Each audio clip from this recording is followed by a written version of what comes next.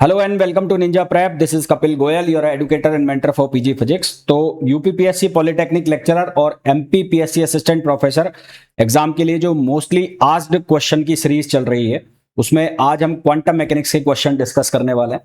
पहले की तरह, हमेशा की तरह क्वेश्चंस को मैंने प्रॉपर सॉल्व करने की कोशिश की है। फिर भी आपको कुछ समझ में ना आए तो प्लीज़ कमेंट करके बताइए। और साथ में आपका जो सब्सक्रिप्शन है वो बहुत कम है, यानी कि आप वीडियो देख रहे हैं, सब्सक्राइब नहीं कर रहे हैं, तो प्लीज़ वीडियो को सब्सक्राइब जरूर करें। चैनल को सब्सक्राइब जरूर करना है, वीडियो को लाइक जरूर करें, ताकि ये जो वीडियोज हैं और लोगों तक भी पहुंचे।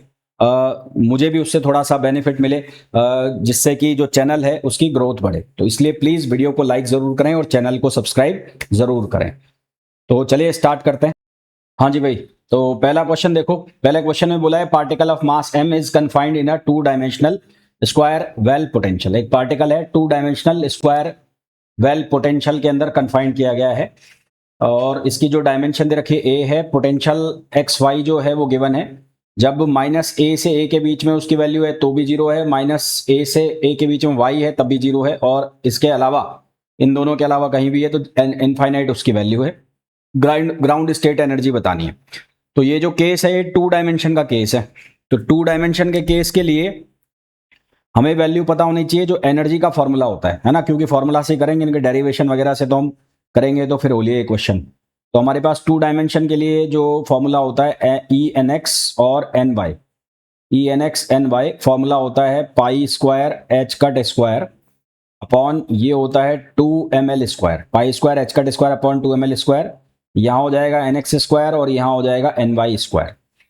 ठीक है, ये हमारे पास फॉर्मूला होता है। अब जो two dimensional square well potential of dimension ए, तो हमारे पास एल जो है उसकी वैल्यू कितनी हो जाएगी, यहाँ पर माइनस ए से ए है तो एल की जो वैल्यू है वो हो जाएगी 2। तो एल की जो वैल्यू है वो कितनी हो जाएगी 2, क्योंकि हमारे पास जो डायमेंशन वो माइनस ए से ए चल रही है। तो माइनस ए से ए कुल कितना हो गया, 2 हो गया, 2a हो गया।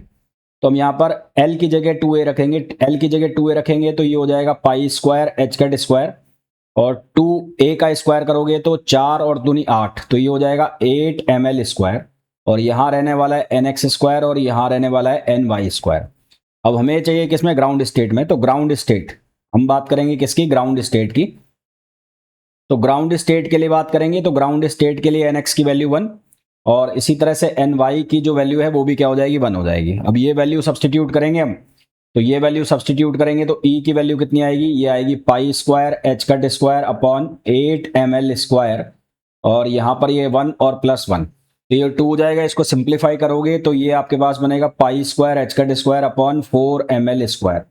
तो आंसर हमारे पास जो आएगा वो आएगा पाई square H cut square upon 4ml square, जो कि हमारे पास ऑप्शन हो जाएगा डी। तो डी ऑप्शन हमारे पास इसका करेक्ट आंसर आ जाएगा। नेक्स्ट क्वेश्चन देखो भाई। नेक्स्ट क्वेश्चन है ground state of sodium atom. हालांकि ये एटॉमिक फिजिक्स का क्वेश्चन है, चलो कर लेते हैं। ग्राउंड स्टेट दे रखी है सोडियम एटम की, और जो ग्राउंड स्टेट है वो है 2s1/2। Difference in energy levels arising the presence of weak external magnetic field, Zeeman effect की बात हो रही है, और in terms of Bohr magneton mu B. Bohr magneton mu B, यानी कि जो हमारे पास बोहर मैग्नेटोन जो यूनिट होती है उसके फॉर्म में हमें निकालना है। तो सबसे पहले यहां पर कौन सा है, एस। तो for S state, S state के लिए जो एंगुलर मोमेंटम है वो होता है 0, और एस की वैल्यू कितनी हो जाएगी 1/2। तो जे जो होता है वो होता है एल प्लस माइनस एस। तो हमारे पास ये वैल्यू आ जाएगी कितनी, 1/2, है ना, 1/2। तो हमें क्या निकालना है, हमें निकालना है सबसे पहले जी की वैल्यू हम निकाल लेते हैं, लेंडेज जो फैक्टर होता है उसकी। तो 1 प्लस ये होता है जे प्लस 1, फिर यहां पर होता है प्लस एस प्लस 1, और minus L plus 1 upon, upon कितना होता है ये 1 के नहीं, यहाँ के इसके नीचे होता है। तो ये होता है 2j और j प्लस 1। यहाँ पर सारी वैल्यू सब्सटीट्यूट करनी है, तो ये हो जाएगा 1/2, ये हो जाएगा 1/2 प्लस 1, तो ये हो जाएगा 3/2, प्लस एस की वैल्यू 1/2, तो ये भी कितना हो जाएगा 3/2, और एल तो 0 हो ही गया है, और यहाँ पर ये कितना हो जाएगा 2 इंटू 1/2, और ये कितना हो जाएगा 3/2। तो इसको जब हम सॉल्व करेंगे तो यहाँ से हम किसकी वैल्यू निकाल लेंगे, एल की वैल्यू निकाल लेंगे। एल की वैल्यू कितनी आएगी, देखो यहाँ से ये बनेगा 1 प्लस ये बन जाएगा 3/4, और प्लस ये बन जाएगा 3/4, और नीचे कितना रह जाएगा 3/2। तो 3/4 3/4 हो जाएगा 3/2 3/2 3/2 कैंसिल, ये कितना हो जाएगा 2। तो जी की वैल्यू आ जाएगी 2 आ जाएगी। अब ई जो है एनर्जी, एनर्जी की वैल्यू कैसे निकालते हैं, वीक मैग्नेटिक फील्ड में ये होता है जी जे म्यू बी, और यहां पर एम और एम बी। अब जो एम जे होगा, क्योंकि यहां पर जे की वैल्यू है 1/2, तो एम जे की जो वैल्यू होगी वो होगी +-1/2, है ना, -1/2 से +1/2।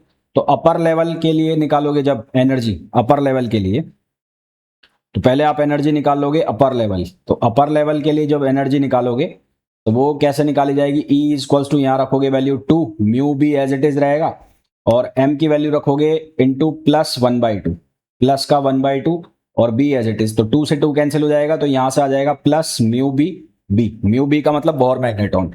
और लोअर लेवल के लिए जब आप निकालोगे लोअर लेवल, तो लोअर लेवल के लिए सिंपल सी बात है, यहां पर क्या आ जाएगा माइनस म्यू बी बी। तो जब आप डेल्टा ई निकालोगे तो ये यहाँ माइनस माइनस क्या हो जाएगा प्लस, तो हमारे पास जो आंसर है वो क्या आ जाएगा 2 म्यू बी बी। तो ये आंसर आ जाएगा, जो कि कौन सा ऑप्शन हो जाएगा, बी ऑप्शन हो जाएगा। तो करेक्ट आंसर क्या आ जाएगा, बी आ जाएगा।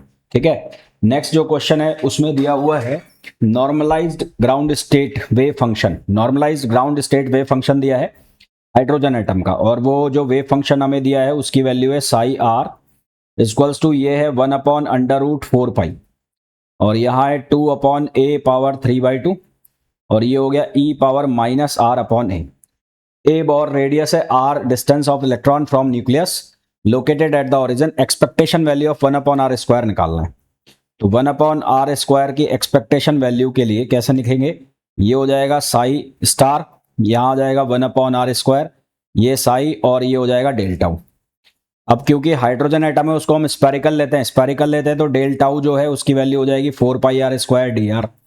तो यहाँ पर एक्सपेक्टेशन वैल्यू ऑफ 1/r² जो हम निकालेंगे तो ये साई स्टार हो जाएगा, यहाँ r² से r² कट जाएगा, r² से r² कट जाएगा, तो यहाँ पर बचेगा साई, और ये 4π आ जाएगा बाहर, और ये आ जाएगा dr, 4π बाहर आ जाएगा, ये dr आ जाएगा। तो अब यहाँ पर स्पेरिकल लेंगे तो इसके लिमिट कहाँ से कहाँ तक जाएगी, 0 से इनफाइनाइट। तो यहां पर जब हम वैल्यू रखेंगे, है ना, तो इसको मैं लिख देता हूं साई स्क्वायर, तो ये हो जाएगा 4π, ये 0 से इनफाइनाइट तक लिमिट हो जाएगी, ये हो जाएगा साई स्क्वायर और dr। अब ये साई स्क्वायर की वैल्यू अगर मैं यहां रखूं तो यहां से रूट हट जाएगा, तो यहां पर हमारे पास कितना लिखा हुआ है, ये 4π, ये 4π है ना, ये लिखा हुआ है 4π, एक मिनट वापस लिख देता हूं, तो ये 4π लिखा हुआ है। अब यहां पर जब मैं वैल्यू डालूंगा तो 1/r², यहां साई स्क्वायर करूंगा तो यहां 1/4π है, 4π बाहर, 4π से 4π कटेगा, 2 का स्क्वायर होगा 4, और a क्या कितना रह जाएगा क्यूब, और यहां रह जाएगा 0 से इनफाइनाइट, और ये हो जाएगा e⁻⁻2r/a, e⁻⁻2r/a और dr। अब यहां पर आप गामा का फॉर्मूला लगा दो, गामा फंक्शन का। तो गामा फंक्शन का फॉर्मूला 0 से इनफाइनाइट e⁻⁻ax⁻m x⁻n और dx। तो इसका जो आंसर आता है वो आता है 1/m और a⁻n+1/m और गामा n+1/m। तो इन दोनों को अगर आप कंपेयर करोगे तो m जो है उसकी वैल्यू बन रही 1, क्योंकि यहां पर x की जगह r हो गया तो r की पावर 1 हो गई, और n जो है उसकी वैल्यू बन रही 0। तो अब ये गामा फॉर्मूला जब आप लगाओगे तो 1/m, तो 1/m का 1/m, यहाँ पर 1/a, मतलब ये 2/a, तो ये हो जाएगा 2/a की पावर n+1, n कितना है 0 + 1/1, और ये हो जाएगा गामा फंक्शन कितना n+1 मतलब 1/1। तो यहाँ से सॉल्व करेंगे तो ये हमारे पास हो जाएगा कितना 4/a⁵, ये तो रहेगा ही रहेगा, 4/a⁵ ये तो रहेगा ही रहेगा, और ये घूमकर कितना हो जाएगा a/2। तो इसको जब हम सिंप्लीफाई करेंगे तो ये हो जाएगा 2/a²। आंसर हमारे पास कितना आ जाएगा 2/a², जो कि ऑप्शन हो जाएगा डी। कौन सा ऑप्शन हो जाएगा, डी ऑप्शन हो जाएगा। नेक्स्ट क्वेश्चन देखो, नेक्स्ट क्वेश्चन है one dimensional harmonic oscillator carrying a charge -q। एक वन डायमेंशनल हार्मोनिक ऑसिलेटर है, उसका जो चार्ज है -q है, is placed in a uniform electric field. Uniform electric field के अंदर रख दिया अलोंग पॉजिटिव एक्स एक्सिस, तो वहां पर पहले तो आएगा इलेक्ट्रिक फील्ड और फिर इलेक्ट्रिक फील्ड की वजह से हम निकाल लेंगे पोटेंशियल। तो हैमिल्टोनियन ऑपरेटर बताना है। तो सबसे पहले हार्मोनिक ऑसिलेटर की वजह से पोटेंशियल लिख लो। तो potential potential due to harmonic oscillator, potential due to harmonic oscillator. तो हार्मोनिक ऑसिलेटर की वजह से पोटेंशियल लिखेंगे, उसको मैंने लिख दिया V1, और वो किसके बराबर हो जाएगा, हाफ के एक्स स्क्वायर। फिर पोटेंशियल हम लिख लेंगे किसकी वजह से, electric field, potential due to field. तो फील्ड की वजह से पोटेंशियल जो लिखा जाएगा V इक्वल्स टू वो लिखा जाएगा QEX, और ये वाला पोटेंशियल हार्मोनिक ऑसिलेटर की वजह से हो गया। अब Q क्योंकि माइनस का लिखा हुआ है, यहाँ पर माइनस का चार्ज है, तो यहाँ पर मैं क्या लगा दूंगा, माइनस लगा दूंगा। तो जो नेट पोटेंशियल बनेगा, नेट पोटेंशियल, तो नेट पोटेंशियल जो हमारे पास बनेगा वो बन जाएगा V इक्वल्स टू हाफ के एक्स स्क्वायर माइनस ये हो जाएगा QEX। क्या हो जाएगा, QEX। अब हमें यहाँ पर हैमिल्टोनियन का यूज करना है। तो हैमिल्टोनियन जो हमारे पास होता है, हैमिल्टोनियन हम कैसे लिखते हैं, वो H वो बराबर होता है minus H cut square upon 2m, और ये होता है d2 अपॉन dx2, और प्लस पोटेंशियल होता है। तो पोटेंशियल की ये वाली वैल्यू अगर मैं यहाँ सब्सटीट्यूट कर दूं तो क्या बनेगा, minus H cut square upon 2m, और ये हो जाएगा d2 upon dx2, plus potential की वैल्यू रखूं तो हाफ के एक्स स्क्वायर, और माइनस कितना हो जाएगा, QEX। तो हमारे पास जो आंसर आ जाएगा, कौन सा आंसर आ जाएगा, डी आ जाएगा। तो राइट आंसर इसका क्या हो जाएगा, डी हो जाएगा। नेक्स्ट क्वेश्चन देखो, which of the following relation is true for Pauli matrices sigma X, sigma Y and sigma Z. देखो भाई, सिग्मा एक्स जो है उसकी वैल्यू होती है 0 1 1 0। इसी तरह से सिग्मा वाई की जो वैल्यू होती है वो होती है 0 माइनस आयोटा और आयोटा और 0। और इसी तरह से सिग्मा जेड की वैल्यू अगर मैं निकालूं तो सिग्मा जेड की जो वैल्यू आती है वो आती है 1 0 और 0 माइनस 1। तो अब आपको ये देखना है कौन सा सही है। हालांकि ये स्टैंडर्ड रिजल्ट है, और स्टैंडर्ड रिजल्ट है तो आंसर इसका सी आएगा, फिर भी मल्टीप्लाई करके देख लो। तो मल्टीप्लाई करके देखोगे, सिग्मा एक्स सिग्मा वाई को आप प्रोडक्ट कराओगे तो यहाँ बनेगा 0 1, ये बनेगा 1 0, और ये क्या है, ये है 0 माइनस आयोटा और ये है आयोटा और 0। तो अब कराओ इनको प्रोडक्ट, तो ये 0 का 0 से 0, और 1 का आयोटा से कितना आएगा, 1 का आयोटा से आएगा, ये बन जाएगा प्लस आयोटा। फिर 0 का माइनस आयोटा से 0, और 1 का 0 से कितना हो जाएगा, 0, यहाँ प्लस 0 कर दो। फिर यहाँ 1 का 0 से 0, और 0 का आयोटा से 0, ये 0 हो गया। उसके बाद यहाँ पर 1 का माइनस आयोटा बनेगा, और ये क्या बन जाएगा, 0। तो कुल मिलाकर ये जो वैल्यू है हमारे पास बनने वाली है आयोटा 0, और ये हो जाएगा 0 माइनस आयोटा। इस पूरे में से कॉमन निकाल लेंगे हम आयोटा, तो यहाँ हमारे पास बचेगा 1 0, और ये बचेगा 0 माइनस 1। तो ये जो वैल्यू है किसके बराबर हो गई, सिग्मा जेड। तो यहाँ से हमारे पास क्या आ जाएगा, sigma X sigma Y equals to iota sigma Z, sigma X sigma Y equals to iota sigma Z, जो कि कौन सा ऑप्शन हो जाएगा, जो कि सी ऑप्शन हो जाएगा। नेक्स्ट क्वेश्चन देखो, नेक्स्ट क्वेश्चन है, in the Born approximation the scattering amplitude F theta for the Yukawa potential V R equals to beta E minus mu R upon R is given by. अब देखो यार, ये जो question है ना, थोड़े याद करने वाले क्वेश्चन होते हैं, क्योंकि ये जो बोर्न अप्रोक्सीमेशन वगैरह के क्वेश्चन है, ये अप्रोक्सीमेशन वाले थोड़े से बड़े क्वेश्चन होते हैं, तो इनके कुछ स्टैंडर्ड क्वेश्चंस होते हैं, वो आप याद करोगे तो ज़्यादा बेटर होगा। तो इसका आंसर हमें निकालना है। अब आंसर इसका बड़ा आ जाएगा, फिर भी इसका आंसर हम कैसे निकालेंगे, सबसे पहले फर्स्ट बोर्न अप्रोक्सीमेशन आप लिखो। तो first Born approximation, first Born approximation. तो फर्स्ट बोर्न अप्रोक्सीमेशन जब हम लिखेंगे तो हमें कैसे लिखना है, एफ थीटा।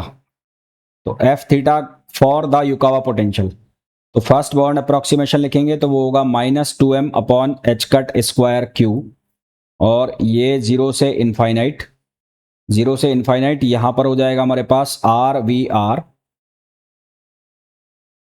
आर और वी आर पोटेंशियल हो गया ये वाला, और ये हो गया sine Q R, sine Q R D R. यहां जो क्यू है, वेयर क्यू, जो क्यू की वैल्यू है वो किसके बराबर होती है, क्यू होता है 2k साइन थीटा बाई 2, और यहां पर 2k साइन थीटा बाई 2 को किससे लिखा है, b से। तो ये जो क्यू है किसके बराबर है, b के बराबर है। और वी आर जो है वो किसकी वैल्यू, युकावा पोटेंशियल। तो वी आर जो है उसकी वैल्यू दे रखी कितनी, वी आर की वैल्यू, वी आर की जो वैल्यू यहां पर गिवन है वो है beta E power minus mu R और अपॉन कितना हो गया आर। ठीक, तो हमें आर वी आर चाहिए, तो आर वी आर से आर कटेगा तो ये बनेगा beta E power minus mu R, E power minus mu R. तो यहां पर हमें वैल्यू रखनी है ये, तो आर वी आर की जगह हम कितना रख देंगे, E power minus mu R और sine Q R D R, तो 2m और ये कितना आएगा हमारे पास बीटा, 2m बीटा, ये बीटा बाहर ले लेंगे तो हमारे पास जो वैल्यू आएगी एफ थीटा की वो कितनी आएगी, 2m beta upon H cut square Q minus में A upon H cut square Q, और ये जीरो से कहां तक जा रहा है, इनफाइनाइट तक। और आर वी आर की जगह हमने कितना रखा, beta E power minus mu R, तो ये रह जाएगा E power minus mu R और यहां पर sine Q R D R, तो यहां पर क्या रह जाएगा, sine Q R D R. ठीक है, sine Q R D R. तो हमारे पास स्टैंडर्ड इंटीग्रेशन, स्टैंडर्ड इंटीग्रल का यूज करोगे तो standard integration, integral standard integral किसका, जीरो से infinite, E power minus A x वाला फॉर्मूला होता है ना, ई power minus A x sine B x वाला फॉर्मूला, तो वो फॉर्मूला हम यूज कर रहे हैं। तो माइनस म्यू आर और ये हो गया sine Q R, sine Q R D R, तो ये बनेगा क्यू अपॉन, क्यू किसका काम कर रहा है, बी का काम कर रहा है, तो ए स्क्वायर बी स्क्वायर, यानी कि ए हो गया म्यू स्क्वायर, तो ये हो जाएगा mu square plus Q square.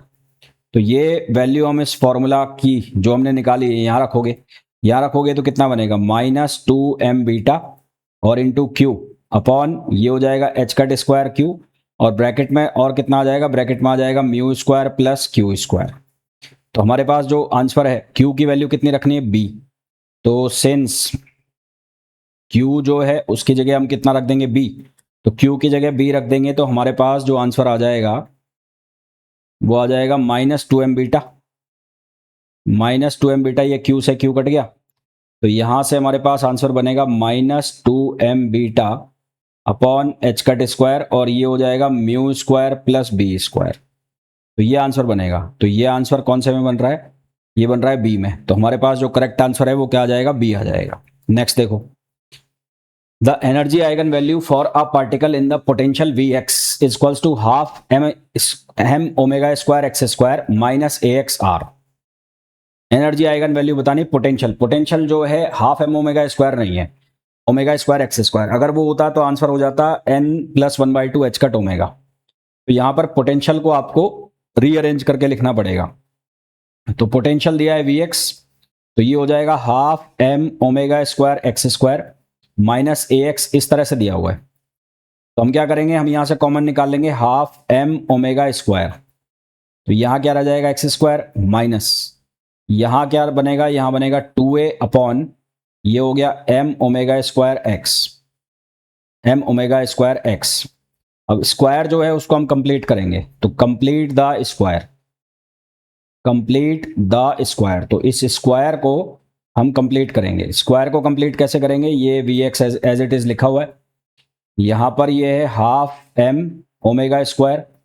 अब देखो यहां मैंने बनाया x माइनस ए अपॉन एम ओमेगा स्क्वायर और इसका स्क्वायर, तो इसका जब आप स्क्वायर करोगे तो ये बनेगा X square minus 2a square X square minus X square plus A square upon M square omega power 4 minus 2ax upon M omega square. तो एक एक्स्ट्रा टर्म आ रहा है ए पावर 4 वाला, A square upon M square omega 4 वाला, तो उसको minus करना पड़ेगा। तो हम यहां से माइनस कर देंगे क्या, ए अपॉन एम ओमेगा स्क्वायर और इसका स्क्वायर, इसको हम माइनस करेंगे।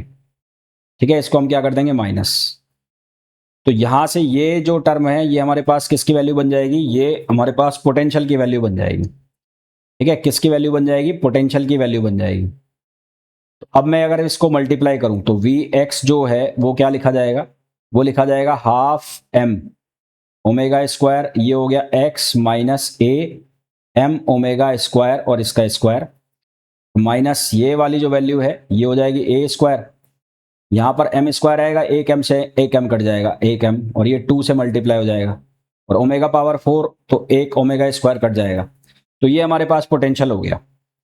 ये तो एक्स स्क्वायर वाला टर्म है, तो एक्स स्क्वायर वाला टर्म है, तो उसके लिए जो हमारे पास एनर्जी आइगन वैल्यू बनती है वो बनती है n plus 1/2 h cut omega, और यहाँ पर एक एक्स्ट्रा टर्म आ रहा है ए स्क्वायर वाला, तो ये टर्म ऐड हो जाएगा इसमें, ये टर्म माइनस हो जाएगा, तो ये टर्म इसमें से माइनस हो जाएगा, तो क्या बनेगा ए स्क्वायर अपॉन ये हो जाएगा 2m ओमेगा स्क्वायर। तो हमारे पास जो एनर्जी आइगन वैल्यू है उसका आंसर आ जाएगा, वो कौन सा आ जाएगा, ए आ जाएगा। तो राइट आंसर कौन सा आ जाएगा, ए आ जाएगा। ठीक है, नेक्स्ट क्वेश्चन देखो। नेक्स्ट है द परटर्बेशन। परटर्बेशन दिया है H cut H prime B A minus X minus A से ए तक है, उसके अलावा 0 है। Set on a particle of mass m confined in infinite square well. Infinite square well में पोटेंशियल दिए माइनस ए से ए के बीच में 0, उसके अलावा हर जगह इनफाइनाइट। तो फर्स्ट ऑर्डर करेक्शन बताना है। क्या बताना है, फर्स्ट ऑर्डर करेक्शन। तो फर्स्ट ऑर्डर परटर्बेशन लिख लो। तो first order perturbation, first order perturbation. तो फर्स्ट ऑर्डर परटर्बेशन जब हम लिखेंगे तो वो लिखा जाएगा E1, और यहाँ आ जाएगा 1, और ये होगा फर्स्ट स्टेट है उसका परटर्बेशन लिख रहे हैं, ये होगा 1। Ground state wave function. तो ग्राउंड स्टेट वेव फंक्शन जो है वो लिख लेते हैं हम इनफाइनाइट स्क्वायर वेल पोटेंशियल के लिए। तो ground state wave function, ground state wave function. तो ग्राउंड स्टेट वेव फंक्शन जो होगा वो psi1x इक्वल्स टू 1/√a, और ये हो जाएगा cos और πx/2a, cos πx/2a।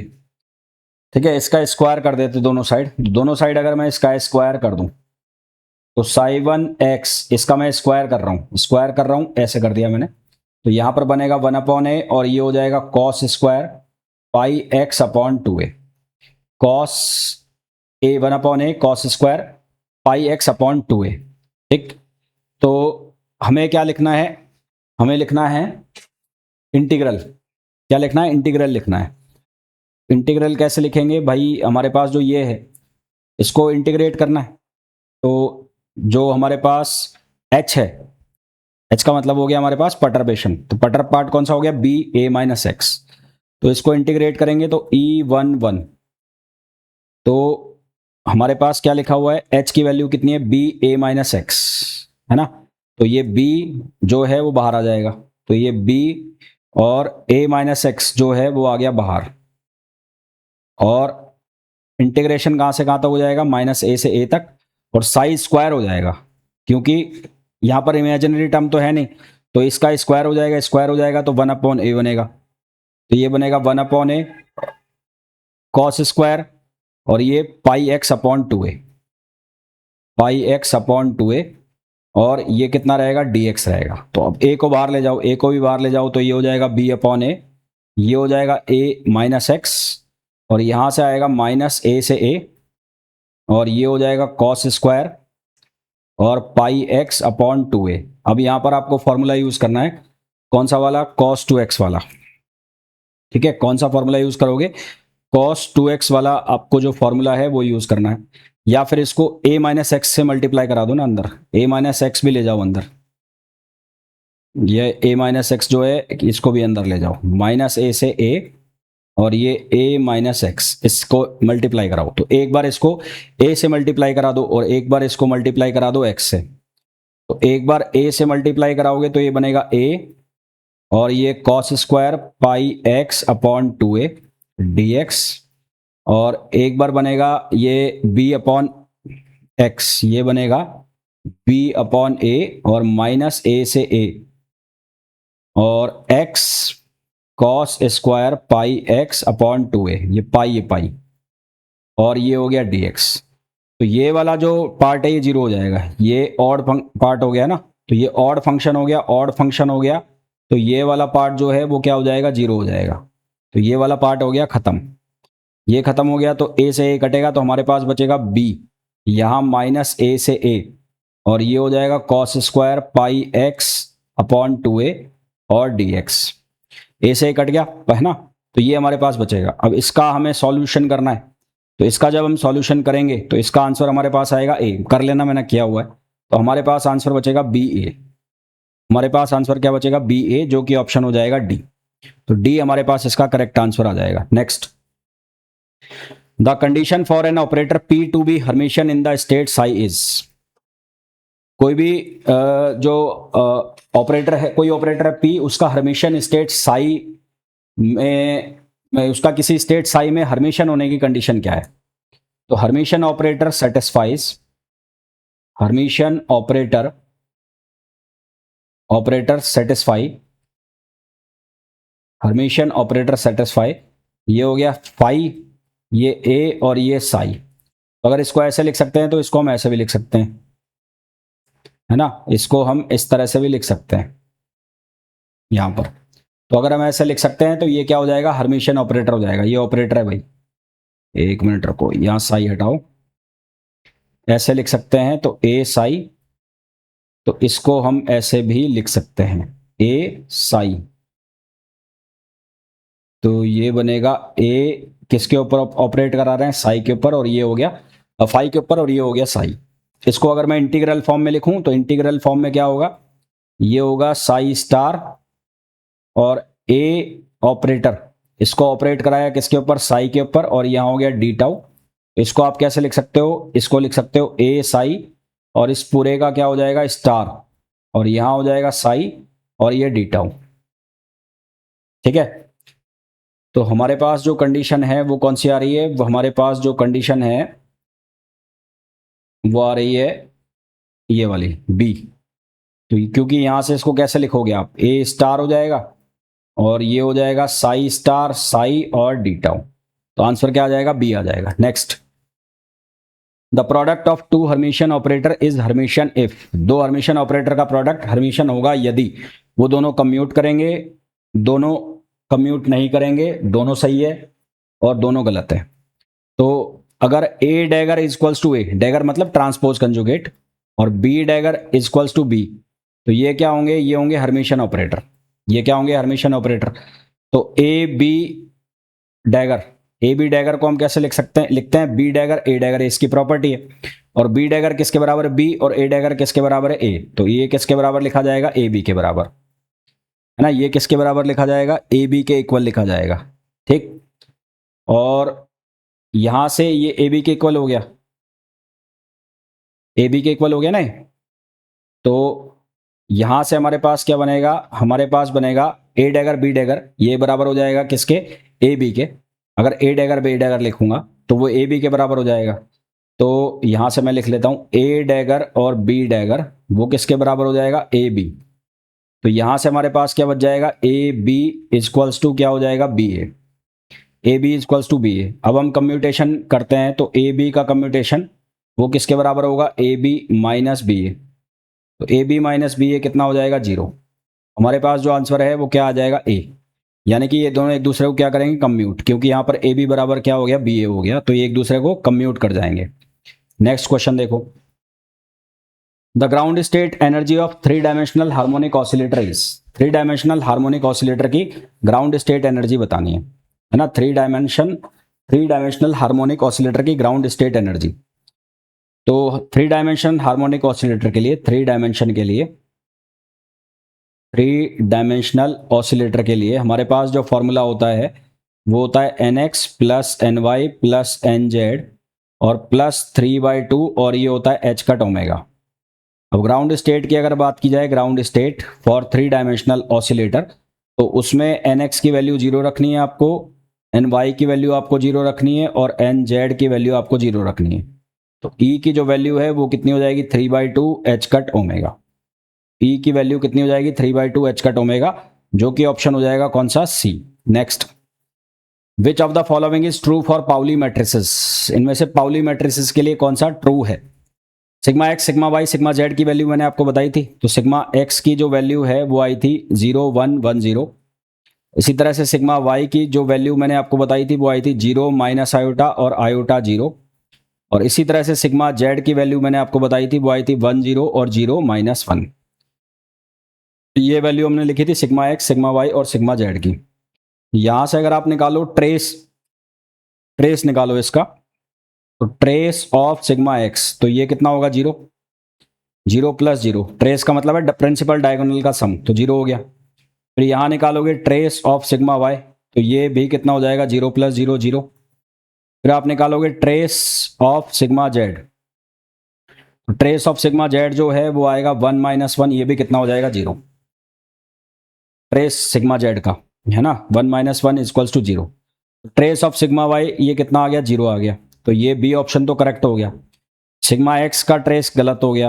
फिर डिटर्मिनेट निकाल लो आप, तो डिटर्मिनेट निकालोगे सिग्मा एक्स का, डिटर्मिनेट ऑफ सिग्मा एक्स, तो क्रॉस मल्टीप्लाई कर दो, तो ये आएगा 0 माइनस 1, तो 0 माइनस 1 कितना आएगा -1, और यहाँ पर दे रखा है +1, तो ये गलत हो गया। फिर आप निकाल लो determinant of sigma Y, determinant of sigma Y आप निकालोगे तो ये आएगा 0 और माइनस माइनस प्लस, तो ये -1 बनेगा, है ना, माइनस माइनस प्लस होगा। फिर आयोटा स्क्वायर आएगा, आयोटा स्क्वायर की वैल्यू जो है यहाँ लिखोगे आप आयोटा स्क्वायर, आयोटा स्क्वायर की वैल्यू -1 आएगी। तो determinant of sigma Y, sigma Y का जो डिटर्मिनेट है, एक मिनट में इसको मल्टीप्लाई करता हूँ वापस से, तो ये कितना हो जाएगा 0, तो ये हो गया माइनस, यहाँ पर आयोटा का माइनस आयोटा से मल्टीप्लीकेशन, तो ये आ जाएगा minus iota square. Iota square जो है वो क्या वैल्यू देगा, आयोटा स्क्वायर वैल्यू देगा -1, यहाँ से -1 बनेगा ना आयोटा स्क्वायर, तो ये माइनस माइनस प्लस, तो यहाँ -1 आंसर आना चाहिए। और डिटर्मिनेट ऑफ सिग्मा वाई जो है वो हमें सही दिया हुआ है, following is true, sigma Y भी 0 है। ट्रेस ऑफ सिग्मा वाई वो भी कितना आ रहा है 0 आ रहा है। तो जितने भी पाउली मैट्रिक्स है उनका सबका जो ट्रेस है वो 0 होता है, और डिटर्मिनेट जो आएगा वो कितना आएगा -1 आएगा। तो इसके दो ऑप्शन सही है हमारे पास, बी और डी, दो ऑप्शन सही आ रहे हैं, ये भी सही है और ये भी सही है। अब इसमें एक ही ऑप्शन चूज करना है, तो शायद मिस्टेक है। तो इसमें जो इंपॉर्टेंट प्रॉपर्टी होती है वो होती है ट्रेस ऑफ सिग्मा आई, आई की वैल्यू XYZ, किसी के लिए भी ट्रेस निकालो 0 वैल्यू आएगी, और किसी के लिए भी डिटर्मिनेट निकालो तो उसकी वैल्यू आएगी -1, तीनों में से किसी के लिए भी डिटर्मिनेट निकाल लो तो उसकी वैल्यू आएगी -1, तो ये प्रॉपर्टी होती। Next, Fermi golden rule gives the transition rate when the potential is harmonic but not static, है ना, harmonic but not static. Next, the wavelength associated with electrons having a kinetic energy is proportional to, तो हमारे पास formula होता है lambda equals to H/P, sorry, formula होता है H/P, और P जो है वो हम लिखते हैं √2me, तो यहां से लैम्डा प्रोपोर्शनल हो गया e⁻⁻²। तो आंसर हमारे पास कौन सा आ जाएगा, C आ जाएगा। तो होपफुली जितने भी क्वेश्चंस मैंने आपको कराए हैं बहुत अच्छे से आपको समझ आ गए होंगे। मिलते हैं नेक्स्ट वीडियो में, till then thank you, bye bye.